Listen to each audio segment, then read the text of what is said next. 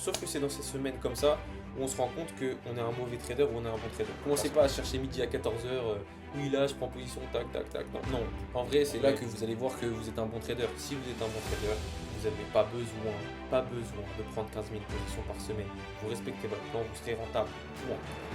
Bonjour à tous et bienvenue dans ce nouvel épisode de Dans l'esprit d'un trader, semaine 50. Alors, cette semaine, j'ai pris une seule position.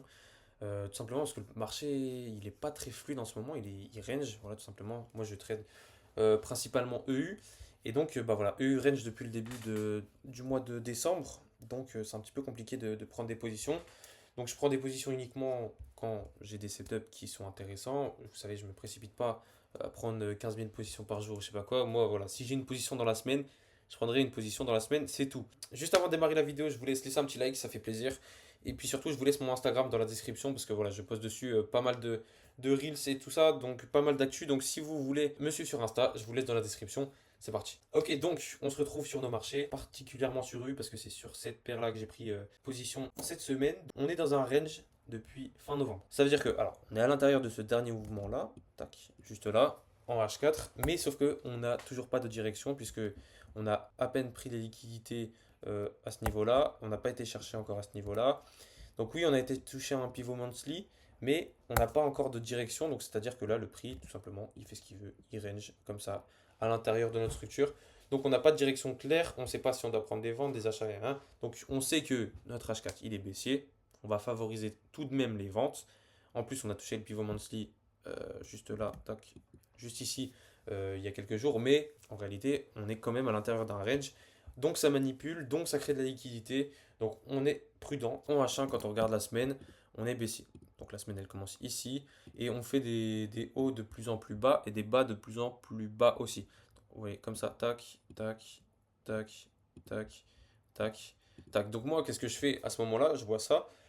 Je vais chercher des ventes dans des zones qui sont intéressantes. Je trouve une zone ici, donc en M15, qui était intéressante. On se rend compte que le prix laisse un order block juste ici. Donc moi, ce que je fais, c'est que je place une alerte aux 50% de la zone et j'attends le prix dans cette zone-là. Qu'est-ce que fait le prix? En arrivant dans la zone, c'est très simple. Il vient récupérer les liquidités au-dessus des 50% de la zone et ensuite, il vient réaliser une pin bar englobante juste ici. Donc moi, comme à chaque fois, je me place, hop, à la clôture de l'englobante et je viens target des zones plus importantes. Donc au niveau juste là, voilà, au niveau ici, il y a des liquidités à venir récupérer. On n'a pas encore été les récupérer, donc ça me fait un RR de 3,71. C'est intéressant et surtout c'est venu me target directement, c'est-à-dire que le prix n'a pas divagué pendant 14 000 heures avant de me TP.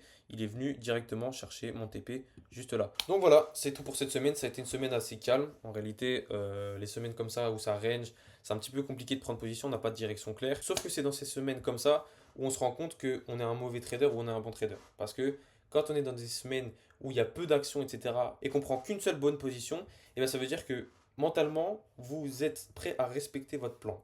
Et ça fait la différence entre les mecs qui vont prendre 15 000 positions par jour juste parce qu'ils vont se dire ok, ça fait longtemps que j'ai pas pris position, ils vont prendre position, et les personnes qui vont être là et se dire ok, j'ai un plan, est-ce que ça remplit toutes les étapes de mon plan? Non, je prends pas position. Point.